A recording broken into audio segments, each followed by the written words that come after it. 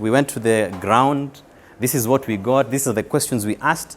This is what we we had, and these are some of the things we are bringing to you, the recommendations. As Chocho said, the future with Wakimbizi is essentially a way to include refugees in policy. It's a way to include refugees in operations.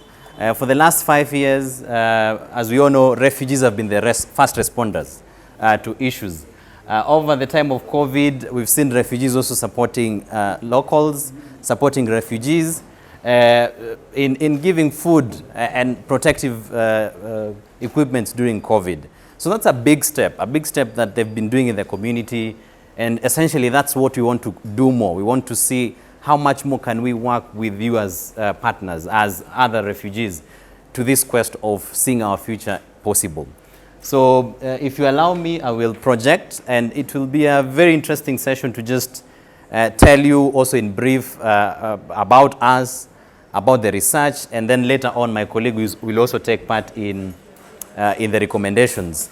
But to mention in general, we are not here to criticize anyone. We are not here to blame anyone for whatever is there at the moment. We are here to give out recommendations that can allow us to work together, that can allow us to collaborate in different things. The issues are pertinent to what we face every day as refugees. Issues around documentations, issues around movement, issues around inclusive economy, inclusive employment. So it's what we exactly want to tell you, that this is the way we can work together. And then from there, we'll find a better way to collaborate even in future. So you'll give me a few minutes to just set it up. What is this future with Wakimbizi we're talking about? Who created it? That's essentially what we want to go through right now. Just a second.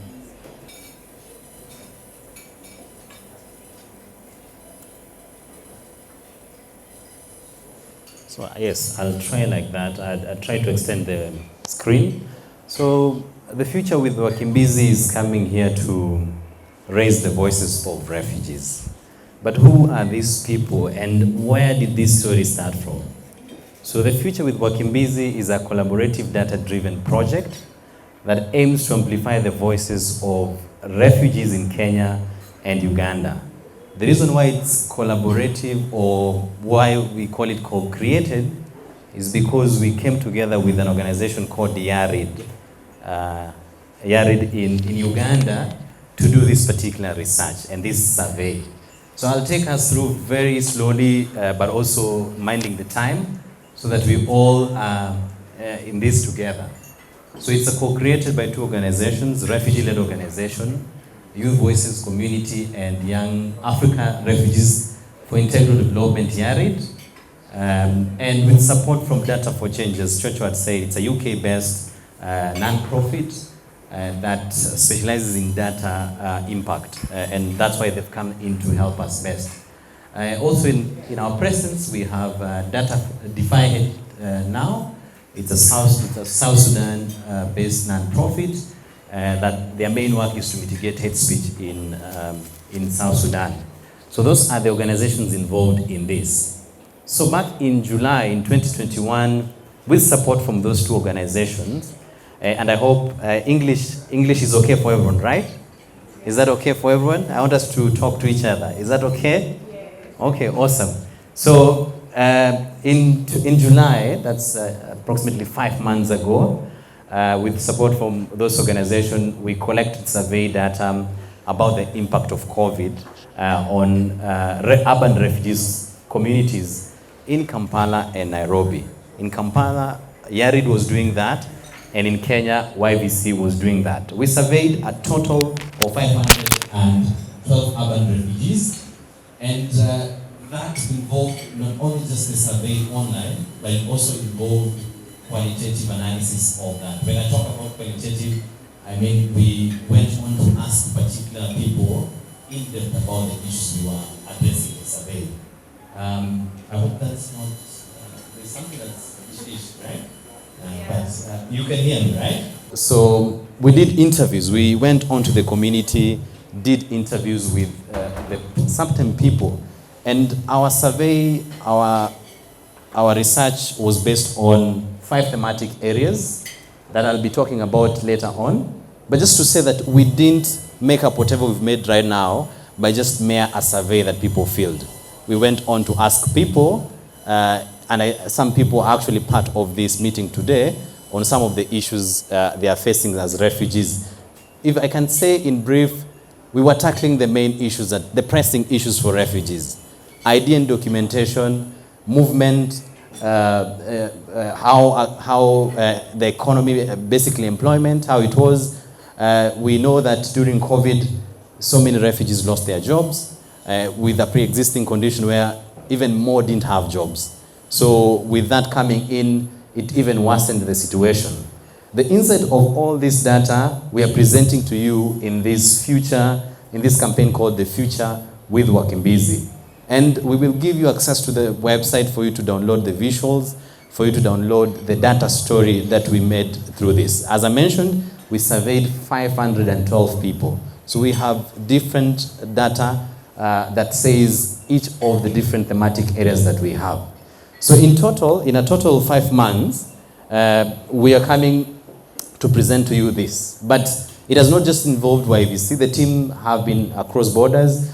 Some of our researchers are from Egypt, others are from Kenya, others from other places. So the work has just been very intense for the last 5 months. We have been working not to do just a normal research, but to do a survey that will bring in the issues, tell the story about urban refugee issues, but more importantly, with the future we want to create with Wakimbizi, what sort of recommendations do we have? What solutions are we bringing to the table? And that's exactly what we will be telling you more. As I mentioned when I was starting, often when you want to solve issues, it's not a situation of blame, it's not a situation of critique, it's a situation of both ways. Can we tell you this is the situation, and then these are some of the recommendations that are there. So lastly, why did we create this? I mean, basically, I've already said why we created this, but for the last 4 years and 5 years, refugees have been the first responders. During COVID, we've signed that. They mobilized funds. YVC was part of it. We mobilized funds. We supported our communities with PPEs. We supported them with food for a number of days. And for a record, we supported 440 plus refugees and locals with food and PPEs. PPEs actually more than 2,000. The initial idea was to give masks, but as time went by, we realized that food was a major concern. Many people wanted to now eat, and that's what we embarked. With the ARID in Uganda also, because this is co-created, they also did a similar activity. They supported communities there. So the future with Wakimbizi, for anyone who is here and doesn't know Wakimbizi, the future with is English, but the Wakimbizi part it is Kiswahili. Why we chose to do it in Swahili is also to just bring that inclusivity of our East African refugees, and the fact that we want to own it more. We want it to feel ours, and because it is us who are actually working on it. So the recommendations that we will be showing you in our data investigation will help us to see how best can refugees have meaningful engagement. I can see some groups that support refugee participation here, like Relon and the many others. Many organizations that are here actually do that. And these recommendations will be grounded with the global compact of refugees. It's not just mere thoughts and just things from above the head. Not the song though, you know, Above the Head. You guys know Above the Head? You guys don't know that song. But yes, they are grounded on the global compact of refugee. And now, with the conversation of the refugee bill coming into place, also how can that be a part of this campaign? So this is the future that refugees want. The future that refugees want is the future that they are allowed to participate, they are allowed to meaningful participate, meaningful engage, meaningful to survive in the cities. That cannot happen when we are not addressing the issues that are there. We have to address the issues. And with that, I will, of course, Chocho has gone through the profile and the rest, but this is the team. There are Jean-Marie, there is Banak, there is Chocho, and the rest of the other team from the other areas that we've worked through this project. some are data journalists, and so on. And this is basically our 412 refugees that we 500, sorry for that, 512 refugees we surveyed in this campaign. And sorry, I had to do this because I realized my extend is not working, so I'll just be picking and placing them there. So this part is now the data story. We want to take you into the exact nitty-gritties and the depth of the work we did. For the last 5 months, what have we realized? And that will also build on our recommendations, but you have to see in not just saying, but also in exactness, data that we've received. It's a data-driven, meaning we have researched some refugees here who can bear as witness. We went to the community. La Africana here, we went to their office. We used their office to do this survey. Even in our office in Umoja, we also did that. Now, this is the future that we want, raising voices for refugees. Wakimbizi means, okay, again, that we've already said. As people, we are deemed to either be welcome or unwelcome. Wherever we go, East Africa has 4.5 million refugees and 8.1 million internally displaced people. And this basically says that it has the largest displacement of people in the world, meaning that even how much we support them is constrained somewhat because of the number. But with this, we will basically highlight to you that when a refugee, when you are a refugee like us, you dream a lot about how you can create a better life. We know that you do the same too. Everyone here has that dream. So we can all imagine with our skills, with what we've learned. Chuchu has rightly put that some of us have been supported by Savior and other organizations like even IRC in vocational training. So how are we allowed to actually participate in this, in our system, in the refugee system? So it's important that we know this. It's important as well-known refugees, we know the refugee camps that are there, but they are not the only places where refugees reside. Refugees also reside in urban. And these frameworks that we have here will show you what we are saying. So 60% of refugees in the world will live in urban centers. That tells you a lot, that they are actually part of the bigger part of the running of any country, like they're in the urban centers. 16% of Kenyan refugees are classed as urban refugees. This is approximately around, as I was looking at yesterday, 83,000 refugees in the urban centers. When you look at Uganda, similarly, it has 16% of the Ugandans classed as urban refugees, but it will be astonishing to you that they have actually a bigger number than us. They have something 91,000. If you look at this, it's nearly around 200,000 from here. You can see it's approximately around 200,000 people who we need to try and help them. And many of the organizations that are here are helping.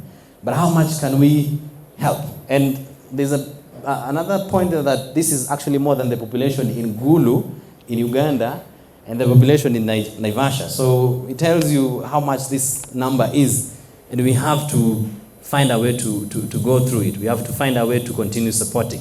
There's a quote here from Sajjad Malik, the director of UNHCR Divisions of Resilience and Solution. Again, we as research, we always do literature review. We took this from UNHCR. It says that COVID-19 has taken a devastating toll on the people forced to flee. The long and protracted nature of the pandemic and its deleterious health, economic and social impacts are exacerbating the stress and anxiety felt by many of those displaced. As livelihoods and fragile social support systems crumble, they need help more than ever to cope through the crisis and rebuild their lives. Well, I think this directly speaks to the situation, how it is. For most of us, or for most of refugees who survive on hands-to-mouth job, their jobs were affected. Most of them lost their jobs. With COVID coming in and new protocols coming in different organizations that support refugees, also it brought the hardship in accessing services also. So how do we move forward? How do we move forward is understanding that bit of it. I won't talk much about this data particularly we know about urban refugees with COVID. It's been stressful for millions of people. And I remember when we were doing our food distribution, we said that more than ever we need to support ourselves to support others, because this pandemic is not like any other pandemic or any other, what would say, a problem. It's affecting every one of us. If you're talking about partners, they're also facing a problem in how they respond to the issues. When you're talking about refugees accessing services, it's an issue. So it's something that has affected all of us, but how do we work together? And there's quite some good insights from Refuge Point, from different even relief webs that have shown how much that has been a problem. But I'll have to take my time to actually go through this, because it's important to say. So you might think that the hardship we have all experienced during COVID pandemic might have hardened people's heart. But recent research by Refuge Point on that, COVID impact report, shows that a significant majority of Kenyans surveyed, 88%, think that the government should support refugees in their efforts to achieve livelihoods and support their right to work. 72%, that's 72%, and that most Kenyans do not perceive us as posing a threat to jobs, with only 4% expressing deep concerns over competition. So that only tells you that even the Kenyan government itself is in the verge of seeing how best. The people themselves think that with the cash support that were done, with any support that's done to Kenyans, that would equally be reciprocated to even refugees. And only a bit of some small number that really actually have deep concern about the same. But it is now our responsibility to see how do we bring that, how do we reduce that problem? How do we tell people that it's not a competition, but our own space to be able, all of us to participate in living, in surviving. We all want to survive, and for a number of facts, many of the refugee-led organizations that are here today or that are there, they have employed even Kenyans. So meaning if today some refugee-led organizations were to close down, even some locals would lose their jobs. So it's just imperative that our voices are also put in all the systems we are trying to work on. So of course, COVID-19 made all that. We all know that.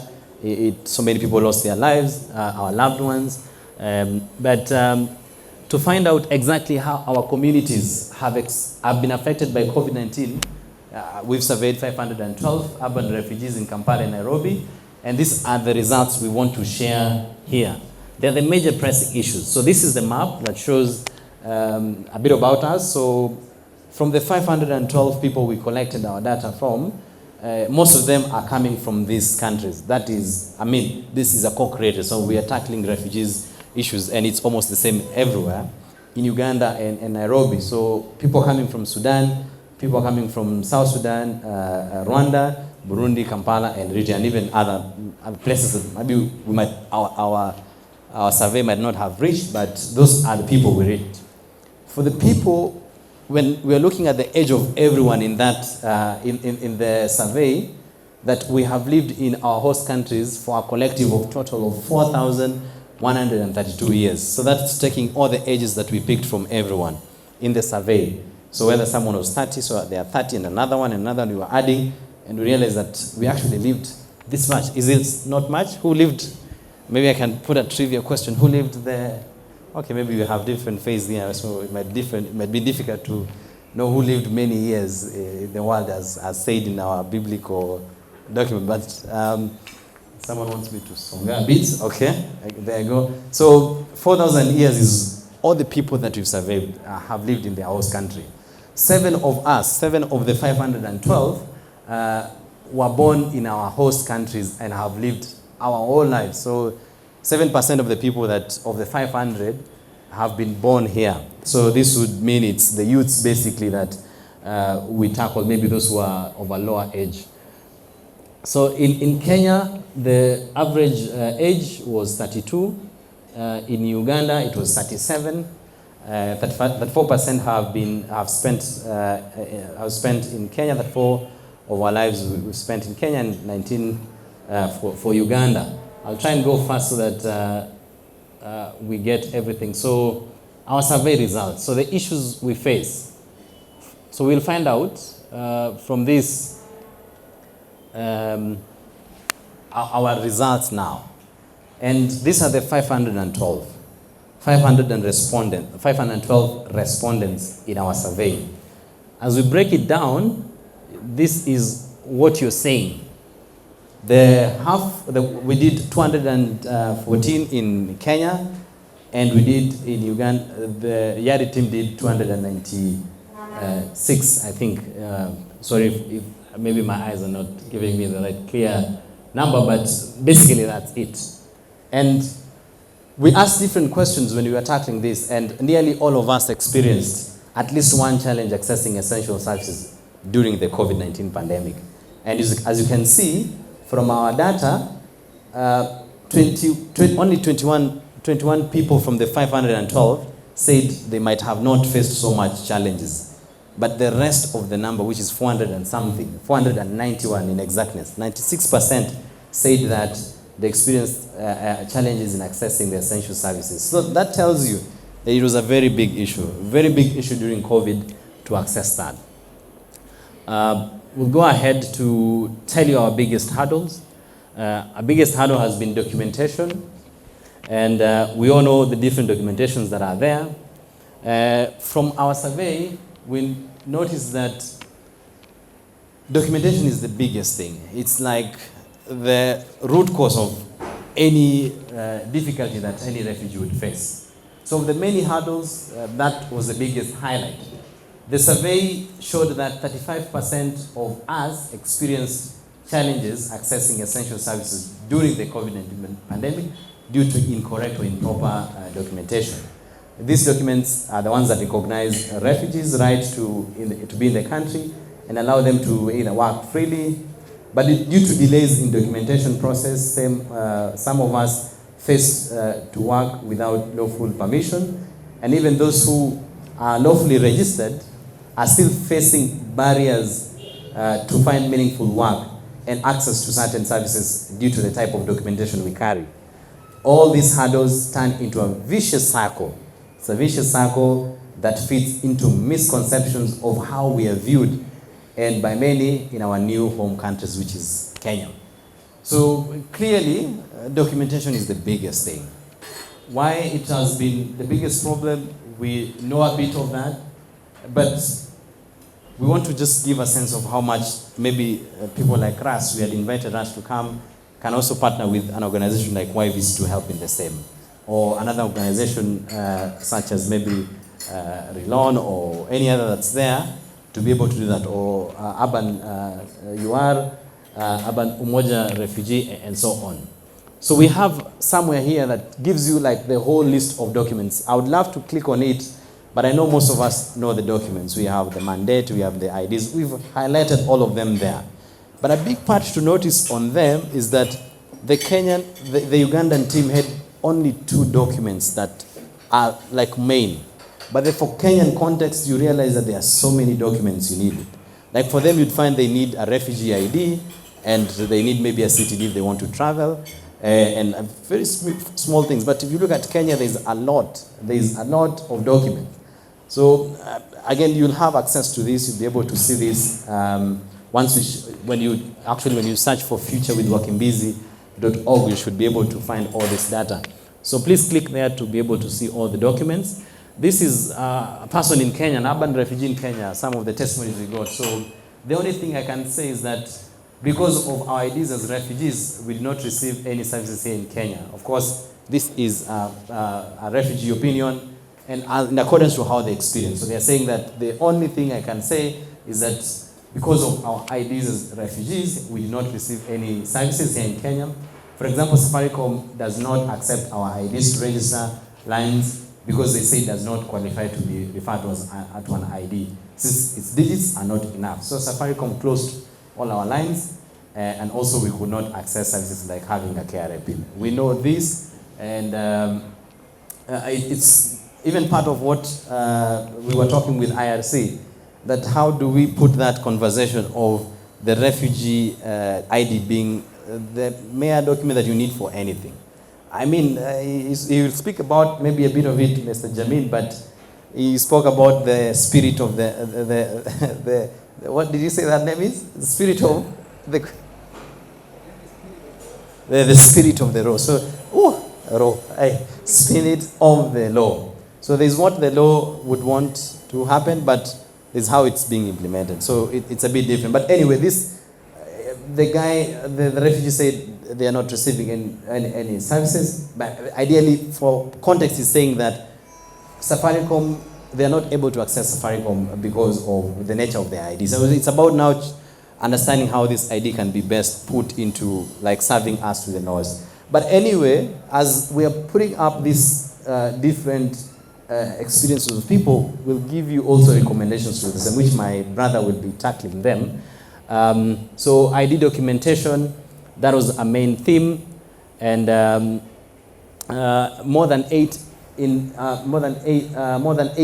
of us have faced additional challenges during the pandemic because we haven't gotten the right ID and documentation. So as you can see, 425, that's 83%, said they faced additional challenges because of not having IDs. 67, I would say they were okay. If you go ahead here, you'll see that this is the number. So this is the yes. These are the people that you can see how big it is. The numbers who those people who are facing much challenges, additional challenges because of the nature of their documentation. 425 of the 512. So that's it. This is the number, 400. Yes. So another quote here we had from Kenya: getting documentation or ID during this pandemic was impossible because all offices were closed, and so the only thing we could do was just to wait until the offices were reopened. We are glad that COVID-19 has now a bit reduced, and most of the offices are now open. So this was one of the comment. Another comment was documentation was a major challenge in accessing essential services, and often I would be sent back home devoid of this document or referred to from place to place. So you're referred here, and there and there. And lastly, if you look at this last, it's more futuristic. This person says that the only negative impact is that the ID and the work permit is the only negative impact is the ID and the work permit. If I can get these two, I will get the job easily and live my life. So I mean, they're basically saying that this is what I need, and if I'm supporting the same, that should be it. We've put different things. There's also challenges on, there's other thematic areas that mentioned that it was not just documentation. We have a thematic area on access to information, but I'll be mindful of time not to go all of that and allow you to use the website and check through the different data. But we had access to information as a major challenge. We had freedom of movement, also a challenge being posed by documentation. Access to education is another challenge that I would particularly want to highlight, and the rest of the other themes that we were also tackling are there, but you can always see this inside there. So I'll tackle two things. The theme around education and the theme around inclusive economy, so that we see what people, or what survey, in our survey, what that tells us. So accessing education during the pandemic was much harder for the majority of us than before. Of course, reflecting even the pre-existing of even other Kenyans, schools being closed because of COVID and the rest. But what particularly was it with refugees? Some organizations do not offer us scholarship if the documents we have only allow us to stay within the camps. Little emphasis being given to refugee education and upskilling. I think for some of the conversation I've been having lately, UNHCR has a dream of by 2030 to reach 15% of refugees being enrolled in university.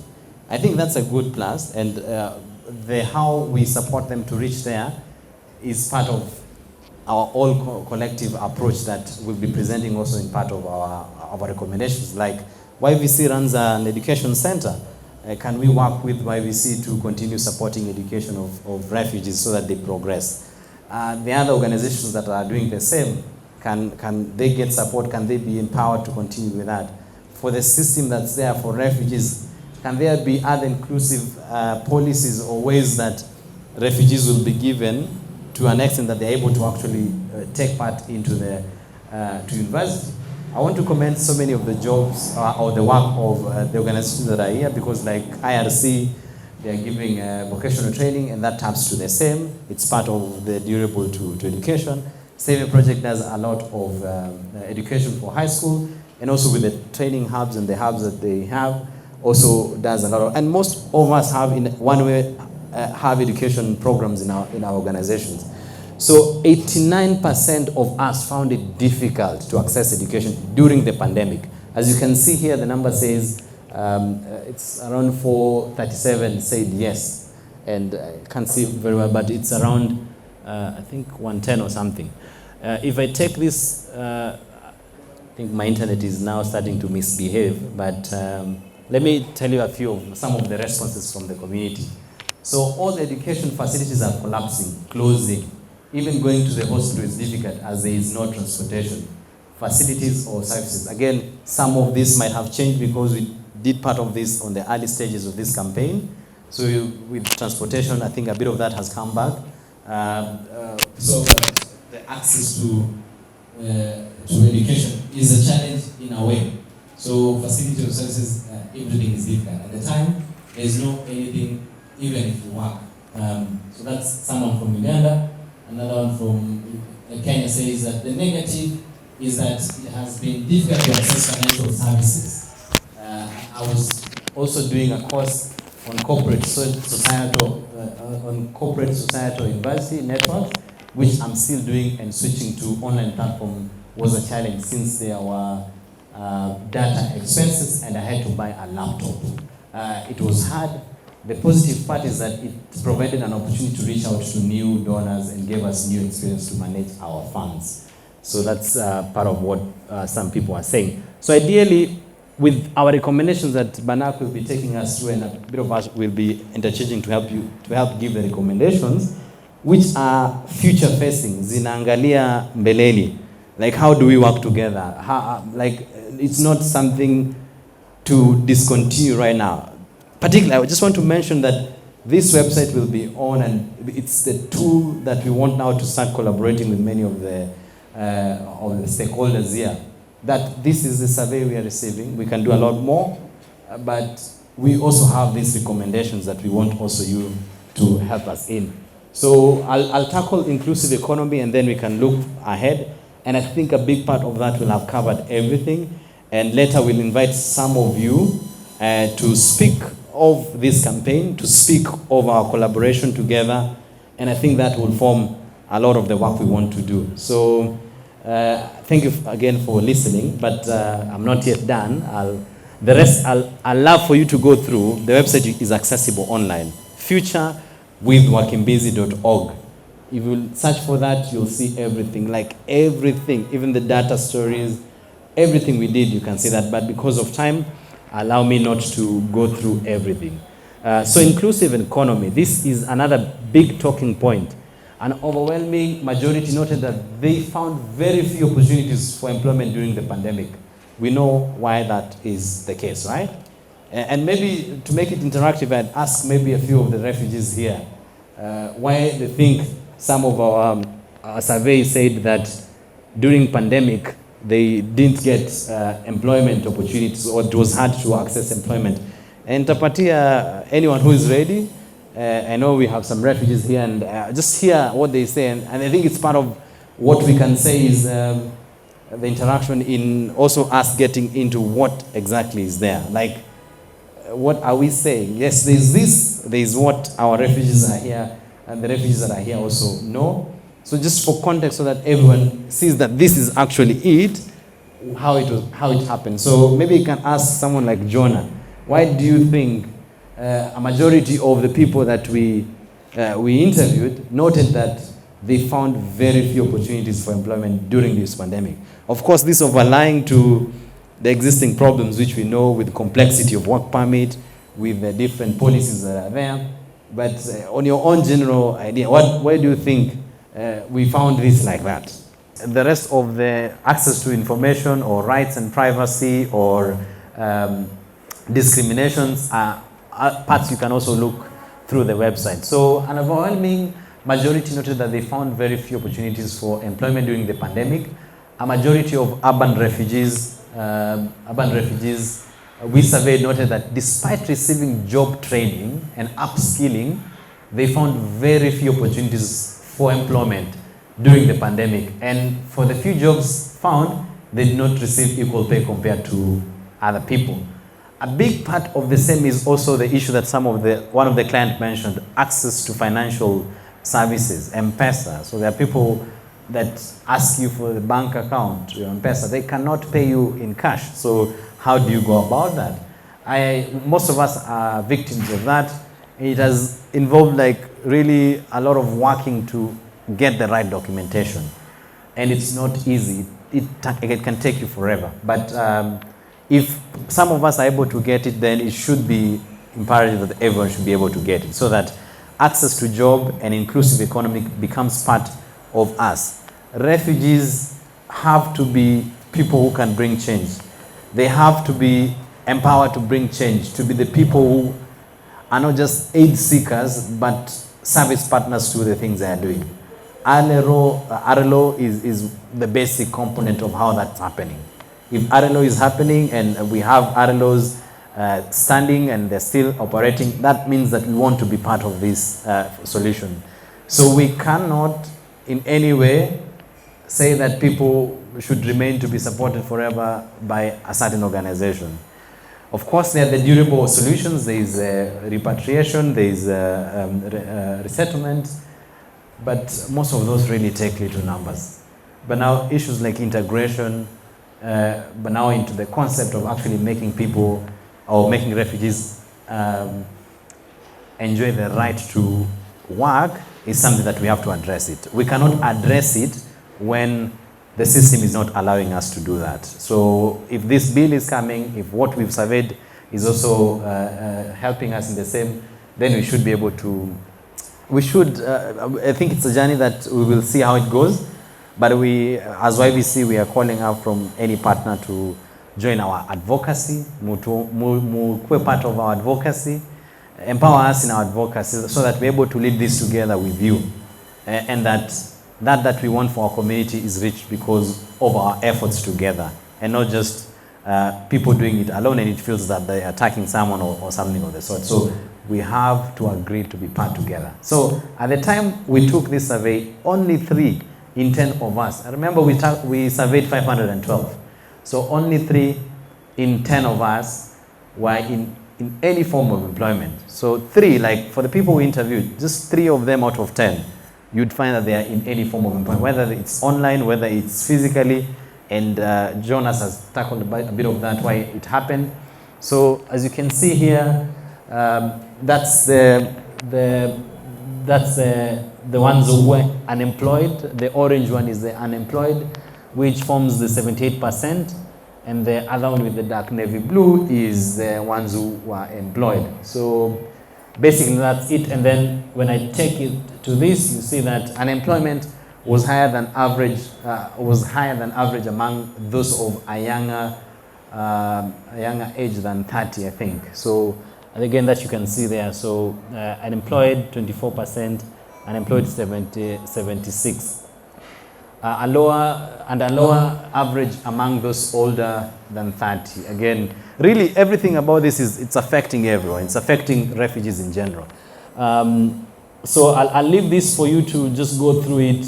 We've done excellent animations on how this is interchanging to give you realistic data of what's happening. And if you actually hover through this I don't know if it's showing there, but if you use your computer, then you realize that each of this is not just dots. These are people that we've identified in our survey.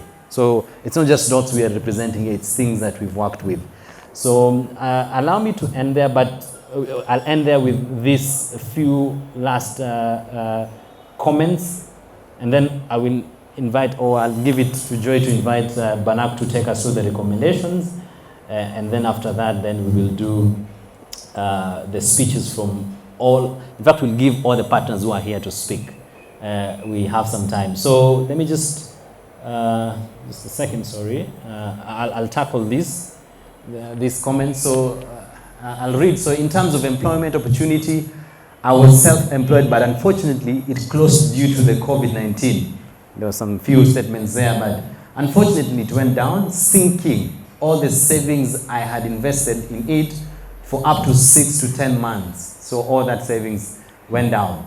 In terms of, so I mean, like he set up at Biashara, but within 6 months that he had saved, but it went down because of COVID.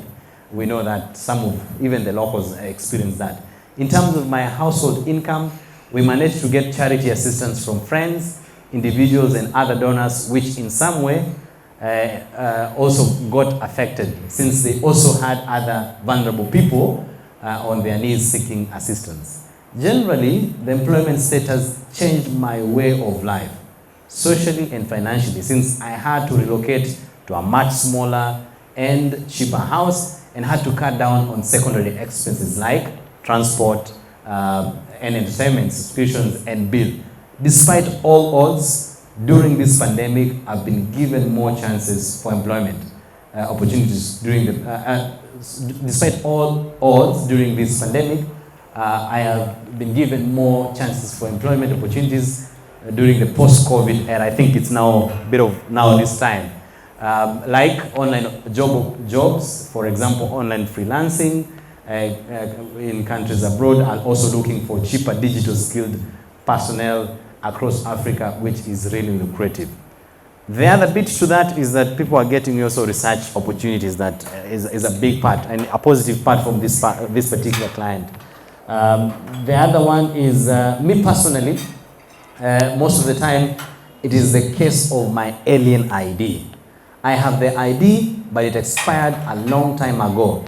And if I go and try to renew it, the government always says that they do not renew documents or IDs now. So that really had so much negative impact in my life, because I cannot go and apply for a job. I mean, this is touching on the economy. Because for a job with an expired identification, the problems are so many on our end. I do not know if the government are not getting along with UNHCR on how to serve us as refugees, or what is the problem. So he's even asking a question. We only know that the COVID pandemic was the problem, but until now, there's no alternative means of document renewals for refugees. It is like the government does not understand our alien ID. So that's an opinion from this person with exactness to how ID has affected them in their business or their economy. My job ended during COVID-19. I am a mechanic. I had a good business back home, but now we all know what has happened. Everything is gone now. I want to apply to the NGOs that are taking care of refugees. I am still young. If I can have a genuine opportunity to work and earn money, I will not suffer. So that tells you how much these people or our people want. I'm finishing on this. The negative, I would say, is most people are not hiring, so there are scarce of job opportunities. I tried to apply for jobs, and most companies were not taking any new employees, which made it even worse for me. So those are some of the things I've just tackled in the economy, identification, and education. But we had like 4 other thematic areas I've spoken about. We had rights and privacy, we had surveillance, we had access to information, and so many others that you can check from the Future with Wakimbizi website. It's all there.